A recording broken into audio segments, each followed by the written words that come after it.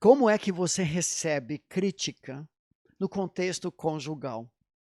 Talvez do seu marido, da sua esposa, ou no contexto da família, do filho, do pai, da sogra, do sogro, dos seus próprios pais.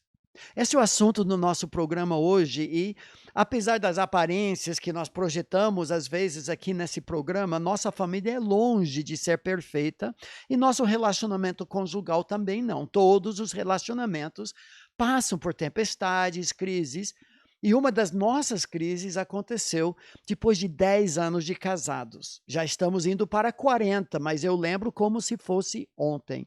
O belo dia que a minha esposa chega para mim.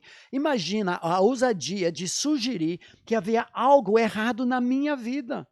Eu queria ser homem de Deus, era pastor, missionário, professor de seminário, e ela, como você já percebeu, com esse jeitão bem meigo, bem tranquilo, chega para mim e diz: Davi, eu sei que você não percebe, mas tem uma área da sua vida que me incomoda, que não parece Jesus. Eu queria te contar. Infelizmente, com minha cabeça dura, eu não respondi como homem de Deus. E eu comecei com as desculpas, racionalizações. Eu não sei exatamente como eu respondi naquele momento. Eu sei tantas maneiras, mecanismos de defesa que eu tenho usado para ficar atrás do meu escudo, da minha máscara dourada. Eu não sei o que eu fiz naquele momento. Só sei que para ela chegava. E ela disse para mim: Davi, sempre serei a sua companheira, sua amiga, até o fim, mas nunca mais eu dou palpite, sugestão ou crítica para a sua vida. Talvez alguns teriam falado: aleluia, glória a Deus, eu estou livre, não tenho que me preocupar mais com isso. Mas acontece que, como professor de seminário, estava lecionando o livro de Provérbios, o livro da sabedoria bíblica das Escrituras. E Deus havia me mostrado não menos de 78 textos da palavra de sabedoria, Provérbios, que dizem a maneira pela qual você responde à crítica, palpite, ensino, repreensão, instrução, determina se você será uma pessoa sábia ou não, se você irá morar numa mansão no bairro nobre chamado sabedoria ou não. Eu me vi condenado a uma vida estagnada, parada, petrificada, e se eu não mudasse, eu seria hoje o mesmo Davi de quase 30 anos atrás. A crítica é uma das talhadeiras que Deus usa para nos esculpir a imagem de Cristo, para tirar todas aquelas lascas, aqueles pecados, aquelas áreas da nossa vida que não parecem com Jesus. Como Provérbios 27:17 diz: como o ferro com ferro se afia, assim um amigo a seu irmão. Então, é aquela pessoa mais chegada que chega e vê algo, alguma coisa que por alguma razão nós estamos cegos, nós não vemos. E aquela pessoa chega e fala: isso aqui não parece com Jesus. Agora, se eu não sou uma pessoa segura em quem eu sou em Cristo, vai ser muito difícil eu aceitar isso daí, porque a maioria de nós não queremos ser uma pessoa ruim, nós nos esforçamos, queremos acertar.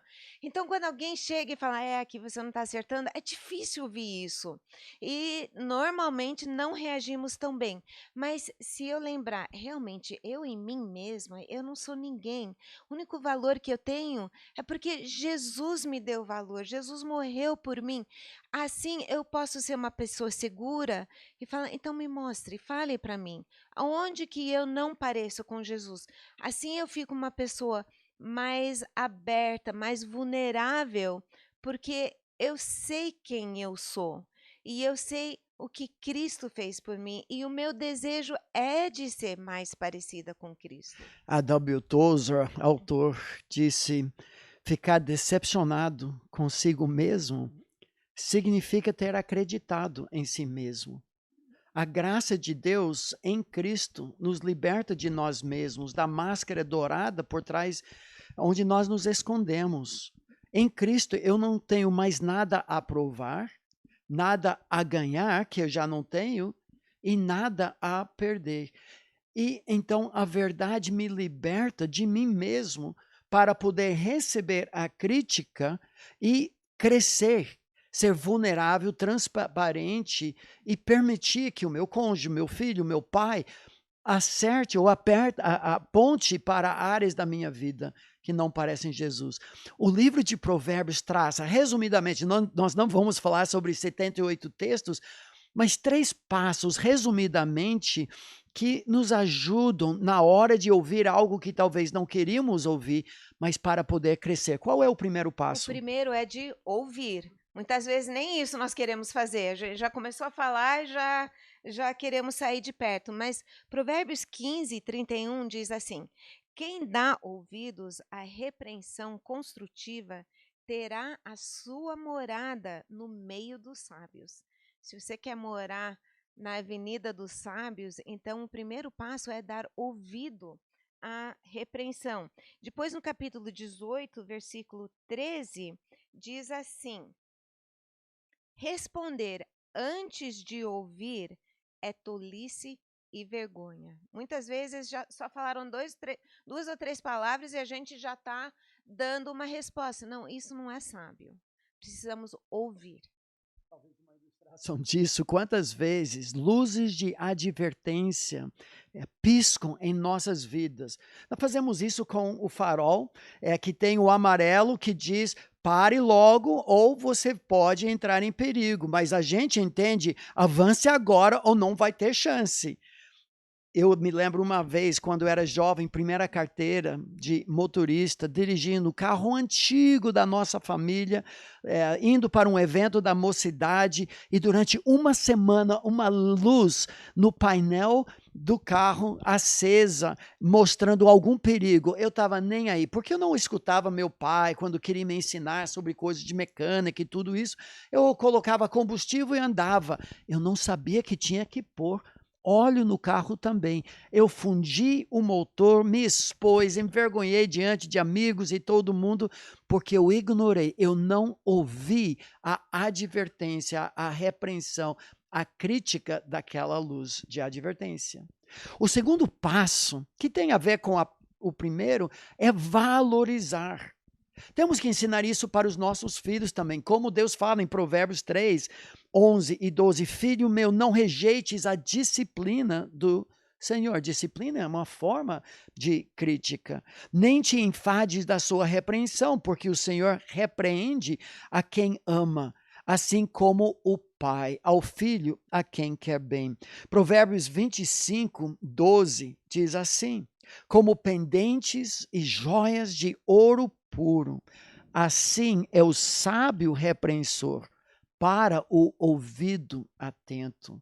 Ou seja, valorizar. Eu não fiz isso com a minha esposa, não tenho feito isso ao longo dos anos. Mas um texto que diz assim, Provérbios 28, 23, sobre valorização: o que repreende ao homem achará depois mais favor do que aquele que lisonjeia com a língua. Eu sei que preferimos bajulação do que crítica.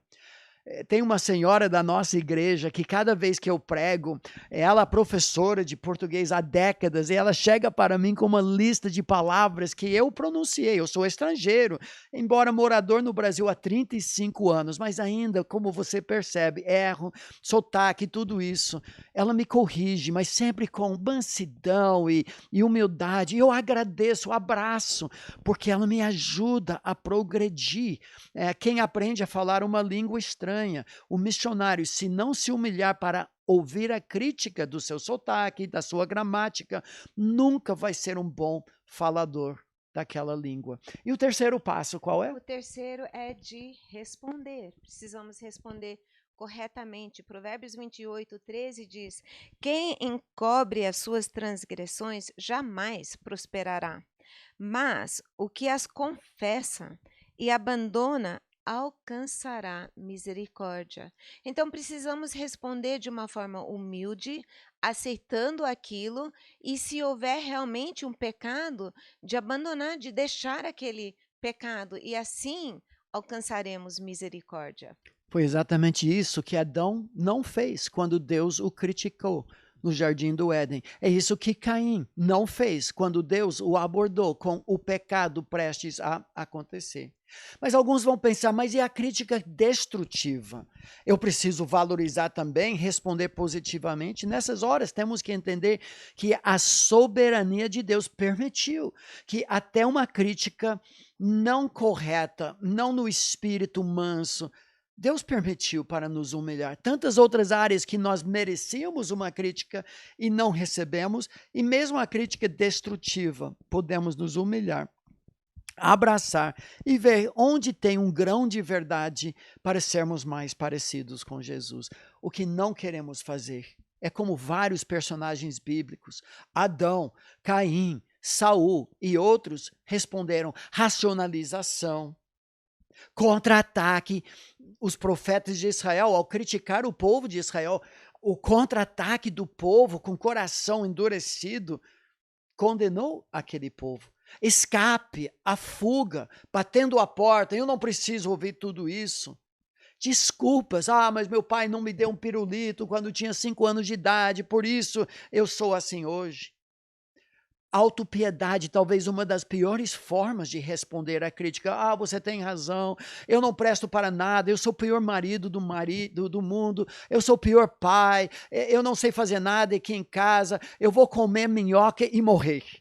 Meu avô falava coisas assim. Não, o que acontece é virar a mesa e forçar outra pessoa a falar coisa do tipo: não, você é um marido maravilhoso, é só nesta área. Não, você tirou o foco daquela área onde Jesus quer aplicar a talhadeira divina para remover as lascas que não parecem Jesus. Eu usava muito piadas, deixava ela muito irritada, porque fazia ela rir e não tratar do assunto.